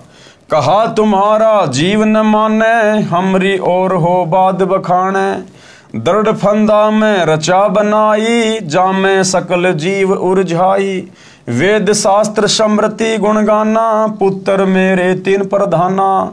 कि मैं इन्हीं धर्मशास्त्रों को दिखा दिखा के, इन्हीं धर्मशास्त्रों से ज्ञान बता बता के दुनिया को भ्रमित कर दूंगा कि भाई वेदों में ऐसा लिखा है, गीता जी में ऐसा लिखा है, और मेरे तीन पुत्र ब्रह्मा विष्णु महेश, उनको मैं प्रधान बना दूंगा। तीनों बहुबाजी रची राख्या, यानी वो तीनों देवता ब्रह्मा विष्णु महेश मेरे से प्रेरित होके और अच्छे तरीके से वहां पर जीवों को षड्यंत्र में फंसा के रखेंगे। तीनों बहुबाजी रच राख्या और हमारी महिमा ज्ञान मुख वाख्या, और केवल मेरी महिमा गाएंगे काल निरंजन तक की। देवल देव पाषाण पुजाई, तीर्थ व्रत जब तप मल्लाई। पूजा विश्व देव आराधी, ये मति जीवों को राख्या बांधी। जग होम और नेम अचारा, और अनेक फंद में डारा। ज्ञानी वचन यानी कबीर परमात्मा क्या बोले, हमने कहा सुनो अन्यायी, काटो फंद जीव ले जाई। जेते फंद तुम रचे बिचारी, सत्य शब्द ते सवै बिडारी। जोन जीव हम शब्द दरडावे, फंद तुम्हारा सकल मुक्तावे। जब ही जीव चीन ज्ञान हमारा, तज ही भ्रम सब तोर पसारा। सत्य नाम जीवन समझावे, हंस उभार लोक ले जावे। पुरुष सुमरण सार बीरा, नाम अविचल जनावे हूँ। शीस तुम्हारे पांव देके, हंस लोक पठावे हूँ। ताके निकट काल नहीं आवे, संधि देख ताको सिर नावे। धर्मराय यानी काल वचन। पंथ एक तुम आप चलाऊं, जीवन को शतलोक ले जाऊं। द्वादश पंथ करूं मैं साजा, नाम तुम्हारा ले करूं आवाजा। द्वादश यम संसार पठाऊं, नाम कबीर ले पंथ चलाऊं। प्रथम दूत मेरे प्रकटें जाई, पीछे अंश तुम्हारा आई। यही विधि जीवन को भरमाऊं, आपन नाम पुरुष का बताऊं। द्वादश पंथ नाम जो ले ही, हमरे मुख में आन समोई। यानी कहने का मतलब भाई और बहनों, वर्तमान में ये जितना भी बखेड़ा जो हम देख रहे हैं, मंदिर का, मस्जिद का, चर्च का, गुरुद्वारों का, कबीर पंथियों का, दमदम सतगुरु का, दुनिया भर के संतों का, पंथों का, अपनी अपनी डफली, अपना अपना राग, मनमानी साधना, मनमाना आचरण, ये सारा का सारा काल का सुनियोजित षड्यंत्र है इस वर्तमान समय में हम आत्माओं की व्यक्ति को बिगाड़ने के लिए। क्योंकि ये सारे वचन, ये सारे एग्रीमेंट पहले ही हो चुके थे परमात्मा के साथ, और काल ने उसी आधार से वर्तमान में जीव आत्माओं को भ्रमित करने के लिए पूरा जाल फैलाया हुआ है। और इस जाल को अब स्वयं परमात्मा सतगुरु रूप में आके धरती पे प्रकट होके अपना तत्व ज्ञान देके और शास्त्रों को दिखा दिखा के, क्योंकि दिन रात मेहनत गुरुदेव ने इसीलिए करनी पड़ रही है, सारे धर्मों के सारे शास्त्रों को दिखा दिखा के, गीता, वेद, कुरान, पुराण, बाइबल, गुरु ग्रंथ साहिब, कबीर सागर, सदग्रंथ साहिब, इन सभी को क्यों दिखाने की जरूरत पड़ रही है? क्योंकि काल ने यहां पर पहले अज्ञान फैला दिया अपने दूतों को भेज के। अब परमात्मा ने उन्हीं धर्मशास्त्रों को उठा उठा के, जिन धर्मशास्त्रों को हम लोग फाइनल मान चुके हैं कि भाई हिंदू धर्म के तो चारों वेद बस और गीता जी हैं, मुसलमानों ने अपनी कुरान शरीफ को फाइनल मान लिया, ईसाइयों ने बाइबल को, सिखों ने गुरु ग्रंथ साहिब को, तो परमात्मा अब उन्हीं में से निकाल निकाल के वो सच्चाई बता रहे हैं, जो सच्चाई हमें आज से पहले कोई धर्मगुरु नहीं बता पाया, नहीं दिखा पाया, जिसको हम नहीं समझ पाए। अब वही सच्चाई उन्हीं धर्म ग्रंथों से दिखा रहे हैं परमात्मा कि नादानो तुम कहाँ भूले भटके बैठे हो। हमारे पूर्वज अशिक्षित थे, अक्षर ज्ञान नहीं था, जैसा धर्मगुरुओं ने बहका दिया बेचारों ने वैसा ही मान लिया। अब गुरुदेव ने हमें शिक्षित किया है, अक्षर ज्ञान युक्त किया है, हमें भाषाओं का जानकार बनाया है। अब हम अपनी आंखों से देख रहे हैं जब गुरुदेव हमें पढ़ा रहे टीवी पर, प्रोजेक्टर पर, तो अब हमारी आंखें खुल रही हैं कि आज से पहले तो ये काल का षड्यंत्र था पूरा का पूरा, हमारे को भक्ति और भगवान से दूर करने का उसका सुनियोजित षड्यंत्र था। तो अब परमेश्वर उसके उस दृढ़ फंदे को धीरे धीरे काट रहे हैं, और काट दिया परमात्मा ने 1994 से 2014 तक। जो सत्संग परमात्मा ने सर्व वेद शास्त्रों से प्रमाणित करके बना दिए हैं, यूट्यूब पर जाकर आप जी सर्च कर सकते हैं, सृष्टि रचना को सुन सकते हैं। परमात्मा ने जो 9 मन सूत इन्होंने उलझा रखा था, ऋषियों ने, संतों ने, धर्मगुरुओं ने ज्ञान का अज्ञान बना के परमात्मा ने सुलझा के रखा हुआ है। शब्दार्थ वाणी नंबर 1 से 54 का शब्दार्थ ऊपर कर दिया है। ज्ञानी यानी कबीर वचन, अध्याय समसम वेद बोध, पृष्ठ 121। अरे काल पर पंच पसारा, तीनों युग जीवन दुख अधारा।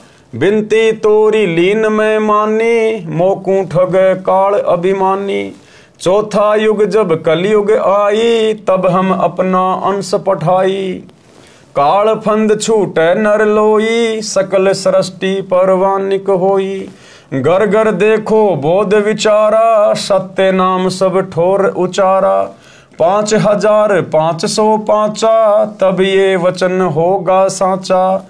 कलयुग बीत जाए तब एता, सब जीव परम पुरुष पद चेता। कि भैया जब वो मेरा ठीक का समय आएगा और जब मैं सतगुरु रूप में धरती पर जाऊंगा, प्रकट होकर ज्ञान दूंगा, उस समय तेरे सारे अज्ञान की पोल पट्टी खोल दूंगा और घर घर में केवल मेरे ही नाम की चर्चा होगी। केवल एक ही ज्ञान रहेगा पूरी पृथ्वी पर, सतगुरु रामपाल जी का, सृष्टि रचना का, शतलोक का ज्ञान। सभी आत्माएं परवानिक यानी दीक्षित होंगी, नाम उपदेश लेंगे सब, और घर घर में परमात्मा की चर्चा होगी, घर घर में भक्ति होगी, और सभी जीव उस परम पुरुष पद चेता, यानी उस अविनाशी सतलोक के जानकार हो जाएंगे। तो आज परमेश्वर ने अपने उस वचन को सत्य साबित कर दिया है। अगर देरी है तो केवल इनके द्वारा लिखी गई पुस्तकें पढ़ने की या फिर यूट्यूब पर जाकर सत्संग सुनने की। भावार्थ वाणी संख्या 55 से 61 तक। परमेश्वर कबीर जी ने कहा कि हे काल, तूने विशाल प्रपंच रच रखा है। तीनों युगों सतयुग त्रेता द्वापर में जीवों को बहुत कष्ट देगा। जैसा तू कह रहा है, तूने मेरे से प्रार्थना की थी वह मान ली, तूने मेरे साथ धोखा किया है। परंतु चौथा युग जब कलयुग आएगा तब मैं अपना अंश यानी कृपया पात्र आत्मा भेजूंगा। अब परमात्मा उसको प्रसन्न कर रहे थे कि भाई तूने तो सारे वरदान मांग लिए मेरे से और तूने तो मेरे को ठग लिया भाई। यानी वो खुश रहे और ज्यादा एफर्ट ना करे 3 युगों में कि हाँ मैंने ठग लिया, बस मैंने सारे वचन ले लिए, वरदान ले लिए, अब कोई जीव मेरे जाल से बाहर नहीं निकलेगा। तो परमात्मा ने उसको खुश करने के लिए कहा कि भाई हो तूने तो मेरे को ठग लिया, जबकि उसने मांगा वही जो परमात्मा ने चाहा। चौथा युग जब कलयुग आएगा तब मैं अपना अंश यानी कृपया पात्र आत्मा भेजूंगा। आए तो स्वयं है, लेकिन काल के साथ परमात्मा ने थोड़ा सा भेद रखा। हे काल, तेरे द्वारा बनाए सर्वफंद यानी अज्ञान आधार से गलत ज्ञान व साधना को सत्य शब्द तथा सत्य ज्ञान से समाप्त करेगा। उस समय पूरा विश्व परवानिक यानी उस मेरे संत से दीक्षा लेकर दीक्षित होगा। उस समय तक यानी जब तक कलयुग 5505 नहीं बीत जाता, सतनाम मूल ज्ञान सार शब्द तथा मूल ज्ञान तत्व ज्ञान प्रकट नहीं करना। परंतु जब कलयुग 5505 वर्ष पूरा हो जाएगा तब घर घर में मेरे आध्यात्मिक ज्ञान की चर्चा हुआ करेगी और सतनाम सार शब्द को सब उपदेशियों को प्रदान किया जाएगा। ये जो बात मैं कह रहा हूं ये मेरे वचन उस समय सिद्ध होंगे जब कलयुग के 5505 वर्ष पूरे हो जाएंगे। जब कलयुग इतने वर्ष बीत जाएगा तब सर्व मानव प्राणी परम पुरुष यानी सत्य पुरुष के पद अर्थात उस परम पद के जानकार हो जाएंगे, जिसके विषय में गीता अध्याय 15 श्लोक 4 में कहा है कि तत्वदर्शी संत के प्राप्त होने के पश्चात परमेश्वर के उस परम पद की खोज करनी चाहिए जहां जाने के पश्चात साधक लौटकर संसार में कभी नहीं आते। जिस परमेश्वर ने संसार रूपी वृक्ष का विस्तार किया है अर्थात जिस परमेश्वर ने सृष्टि की रचना की है उस परमेश्वर की भक्ति करो। उपरोक्त वाणी का भावार्थ है कि उस समय उस परमेश्वर के पद यानी सतलोक के विषय में सबको पूर्ण ज्ञान होगा। शवसम वेद बोध पृष्ठ 170। अथ शवसम वेद बोध की स्फुट वार्ता चौपाई। 1,80,000 पीर पैगंबर और अवतारा, सो शब आही निरंजन वंशा, तन धरी धरी करे निज पिता प्रशंसा। यानी भाई और बहनों, मुसलमान धर्म में बाबा आदम से लेकर हजरत मोहम्मद तक 1,80,000 पैगंबर हो चुके हैं। उन सभी पीर पैगंबरों ने केवल इस काल की ही महिमा गाई है। मुसलमान धर्म में उसको शैतान कहते हैं। ये काल मुसलमान धर्म में अल्लाह के नाम से प्रसिद्ध है, अल्लाह के नाम से। तो मुसलमान धर्म के जितने भी पीर पैगंबर हुए हैं उन्होंने भी केवल काल की ही महिमा गाई है। और हिंदू धर्म में जितने भी अवतार हो चुके हैं उन्होंने भी केवल काल की ही महिमा गाई है, केवल काल को ही भक्ति का आधार बताया है। सो सब आही निरंजन वंशा, यानी जितने भी पीर पैगंबर हैं अवतार हैं ये सब के सब निरंजन के अवतार हैं। और तन धरी धरी करे निज पिता प्रशंसा, और अपने पिता ज्योति निरंजन की ही महिमा गा के ये चले गए। 10 अवतार निरंजन के रे, राम कृष्ण सब माही बडेरे। इनसे बड़ा ज्योति निरंजन सोई, या मैं फेर बदल नहीं हो कोई। भावार्थ, परमेश्वर कबीर जी ने बताया है कि बाबा आदम से लेकर हजरत मोहम्मद तक कुल 1,80,000 पैगंबर तथा 10 अवतार जो हिंदू मानते हैं ये सब काल के भेजे आए हैं। इन 10 अवतारों में राम तथा कृष्ण प्रमुख हैं। ये सब काल की महिमा बनाकर सर्व जीवों को भ्रमित करके काल साधना दृढ़ कर गए। इन सब का मुखिया ज्योति निरंजन काल ब्रह्म है। शवसम वेद बोध पृष्ठ 171। सत्य कबीर वचन दोहे। 5,000 और 505 जब कलयुग बीत जाए, महापुरुष फरमान तब जग तारण को आए। हिंदू तुर्क आदि सब जेते जीव जहान, सत्य नाम की साख गहे पावे पद परवान। यथा सरितगण आप ही मिले सिंधु में धाए, सत्य सुकृत के मद तिमी सब ही पंथ समाए। जब लग पूर्ण होए नहीं ठीक का तिथिवार, कपट चातुरी तब ही लो शव संवेद निर्धार। सब ही नारी नर सुध तब जब ठीक का दिन आवंत, कपट चातुरी छोड़ के शरण कबीर गहंत।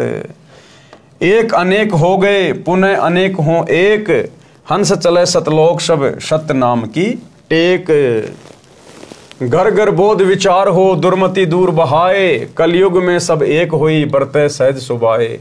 कहाँ उग्र कहाँ शूद्र हो हरे सबकी भव पीड़, सो समान समदृष्टि है समर्थ सत्य कबीर। यानी उस पंथ को चलाने वाला वो स्वयं समर्थ सत्य कबीर ही होगा। भावार्थ, परमेश्वर कबीर जी ने बताया है कि हे धर्मदास, मैंने ज्योति निरंजन यानी काल ब्रह्म से भी कहा था, अब आपको भी बता रहा हूं।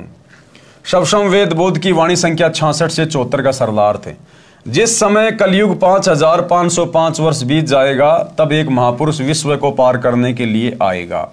हिंदू मुसलमान आदि आदि जितने भी पंथ तब तक बनेंगे, और जितने जीव संसार में हैं वे मानव शरीर प्राप्त करके उस महापुरुष से सतनाम लेकर सतनाम की शक्ति से मोक्ष प्राप्त करेंगे। वह महापुरुष जो सत्य कबीर पंथ चलाएगा, उस 13वें पंथ में सब पंथ स्वतः ऐसे तीव्र गति से समा जाएंगे जैसे भिन्न भिन्न नदियां अपने आप निर्बाध दौड़कर समुद्र में गिर जाती हैं, उनको कोई रोक नहीं पाता।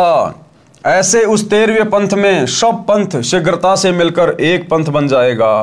परंतु जब तक ठीक का समय नहीं आएगा, यानी कलयुग 5505 वर्ष पूरे नहीं करता, तब तक मैं जो ये ज्ञान शवसम वेद में बोल रहा हूं, आप लिख रहे हो, निराधार लगेगा।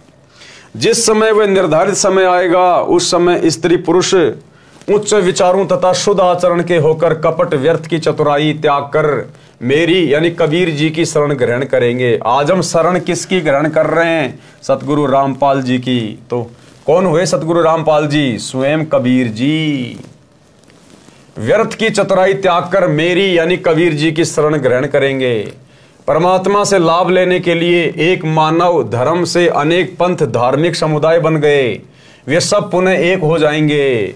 यानी जितने भी जो धर्म हैं वर्तमान में संसार में, हिंदू मुस्लिम सिख ईसाई जैनी बौद्ध यहूदी फारसी मंगोली, ये सारे धर्म सतगुरु रामपाल जी के मानव धर्म में विलीन हो जाएंगे और सभी पुरुष मानव धर्मी बन जाएंगे। मानव धर्मी सब हंस यानी निर्विकार भगत आत्माएं सत्य नाम की शक्ति से सतलोक चले जाएंगे।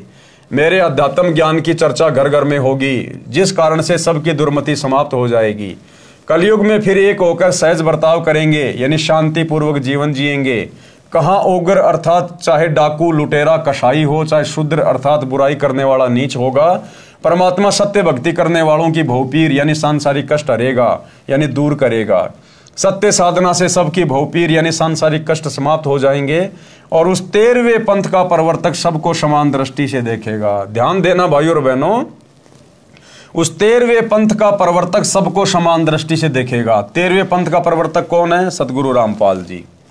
अर्थात ऊंच नीच में भेदभाव नहीं करेगा, यानी कोई जाति धर्म कोई भेदभाव नहीं करेगा। वह समर्थ सत्य कबीर ही होगा। कौन होगा? वह समर्थ सत्य कबीर ही होगा। कौन हुए सतगुरु रामपाल जी? स्वयं समर्थ सत्य कबीर, जो आपको पहले वीडियो सुना दिया गया था, एक बार फिर से सुन लीजिएगा। घर घर बोध विचार हो, ये चर्चा चला करेगी कैसी गलती ना करना, और दुर्मति दूर बहाए, सबकी दुर्मति दूर चली जाएगी, और कलयुग में एक हो सब बरते सहज सुबह। कहा उग्र का शूद्र हो, हर सब की भवभीर। अब कहते हैं उस संत के द्वारा चलाए गए उस पंथ में चाहे कोई निकम्मा आदमी हो उग्र, और चाहे कोई बिल्कुल शूद्र हो, वहाँ कोई भेदभाव नहीं रहेगा, सबको सेट किया जाएगा, सबकी बुराई छुटाई जाएंगी, और वहाँ सबकी ही भीड़ होगी, यानी बहु संख्या में उसके अनुयायी होंगे। कहा उग्र का शूद्र हो, हर सबकी भवभीर, और सो समान दृष्टि है वो समर्थ सत कबीर। उस पंथ का चलाने वाला ये समझ लेना वो समर्थ कबीर ही होगा, जो सबको समान दृष्टि से व्यवहार करेगा, वहाँ ऊंच नीच नहीं रहेगी। तो भाइयों और बहनों, अब शक या संदेह की कोई गुंजाइश नहीं है कि सतगुरु रामपाल जी स्वयं ही कबीर भगवान हैं। मम संत मुझे जान मेरा ही स्वरूपम। अगला सवाल किया है, वह 13वां पंथ कौन सा है, उसका प्रवर्तक कौन है? उत्तर, वह 13वां पंथ यथार्थ सत्य कबीर पंथ है। उसके प्रवर्तक स्वयं कबीर परमेश्वर जी हैं। इसके प्रवर्तक कौन है? स्वयं कबीर परमेश्वर। तो 13वां पंथ आज किसने चलाया? सतगुरु रामपाल जी ने। तो 13वें पंथ का प्रवर्तक कौन हुआ? स्वयं सतगुरु रामपाल जी। और यहां क्या लिखा हुआ है? वह 13वां पंथ यथार्थ सत्य कबीर पंथ है, उसके प्रवर्तक स्वयं कबीर परमेश्वर जी हैं। तो भैया ये प्रवर्तक तो हमारे गुरु जी हैं जिन्होंने पंथ चलाया 1994 में, और यहां लिख रखा है कि वो कबीर जी ही होंगे। वर्तमान में उसका संचालक उनका गुलाम रामपाल दास पुत्र स्वामी रामदेवानंद जी महाराज है। अब यहां देखो गुरुदेव अपने आप को छुपाएंगे। फिर आध्यात्मिक दृष्टि से गुरुजी पिता माने जाते हैं जो आत्मा का पोषण करते हैं। प्रमाण, वैसे तो संत धर्मदास जी की वंश परंपरा वाले महंतों से जुड़े श्रद्धालुओं ने अज्ञानतावश 13वां पंथ और संचालक धर्मदास की बिंद परंपरा की धारा वालों को सिद्ध करने की कुछ चेष्टा की है, परंतु हाथी के वस्त्र को भैंसे पर डालकर कोई कहे कि देखो ये वस्त्र भैंसे का है, बुद्धिमान तो तुरंत समझ जाते हैं कि यह भैंसा का वस्त्र नहीं है, यह तो भैंसे से कई गुना लंबे चौड़े पशु का है, भले ही ये न बता सकें कि यह हाथी का है। उदाहरण, पवित्र कबीर सागर के अध्याय कबीर चरित्र बोध के पृष्ठ 1834 से 1835 पर लिखा है, 13 गाड़ी कागजों को लिखना। तो भाई और बहनों, आज की वीडियो में हम केवल इतना ही लेंगे, और आज के वीडियो में गुरुदेव भगवान ने यही क्लियर करने का प्रयास किया है, हम आत्माओं की आंखें खोलने का प्रयास किया है कि पुण्यात्माओं, आज धरती पर तुम्हारे सतगुरु के रूप में वो स्वयं कबीर भगवान है, जिन्होंने आकर अपना यथार्थ 13वां कबीर पंथ शुरू कर दिया है। और हम सभी भगत भाई बहन उस कबीर परमात्मा की शरण में जुड़ चुके हैं, उनसे उपदेश ले चुके हैं। इसलिए अब हमने अपने गुरुजी को कोई सामान्य व्यक्ति मान के ट्रीट नहीं करना, सामान्य संत नहीं मानना, अपने गुरु को मानुष मानने की गलती नहीं करनी है। ये कबीर भगवान है, ये लीलाधर है, ये जो मर्जी खेल खेले, लेकिन हमारे लिए हमारा गुरु परमात्मा है, स्वयंभू है, प्रकट हुआ है। इसलिए भाई और बहनों, अब हमने कलयुग की पिछली पीढ़ी में गलती करने से बचना है, किसी के बहकावे में नहीं आना, क्योंकि काल संगत में घुस के कुसंगत पैदा करेगा, संगत में से ही काल दुष्प्रचार करवाएगा, गुरु को मानुष सिद्ध कराने का पूरा प्रयास करेगा, उस नकली मुर्दा कबीर दाढ़ी मूंछ वाली फोटो को भगवान मनवाएगा, उसका कबीर प्रकट दिवस मनवाएगा। लेकिन अब हम भगत आत्माओं ने अपने गुरुदेव से इतना ज्ञान लेने के बाद, इस कलयुग की पिछली पीढ़ी में पैदा होकर शिक्षा प्राप्त करने के बाद, सर्वशास्त्र जो गुरुदेव ने दिखा दिए उनको आधार बनाकर, अब हमने अपने गुरुदेव को मानुष मानकर अपने कर्म नहीं फोड़ने। इस पृथ्वी पर आकर, इस 21 ब्रह्मांड में आकर, 21 ब्रह्मांड से बाहर का ज्ञान, 21 ब्रह्मांड का कोई माँ के गर्भ से जन्म लेकर पैदा हुआ प्राणी नहीं दे सकता। इसलिए हमारे गुरुदेव स्वयं कबीर भगवान हैं, कबीर भगवान। तो आज के वीडियो में भाई और बहनों केवल इतना ही। कल रात्रि 8 बजे फिर सभी भगत भाई बहन जुड़िए। तब तक गुरुदेव भगवान हम सबको आज्ञा दे, इजाजत दे, सद्बुद्धि दे, आशीर्वाद दे। बंदी छोड़ सतगुरु रामपाल जी भगवान की जय हो।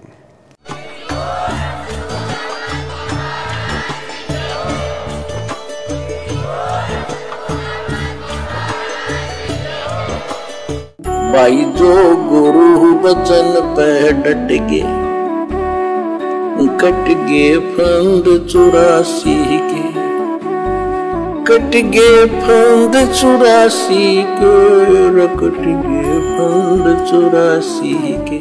भाई जो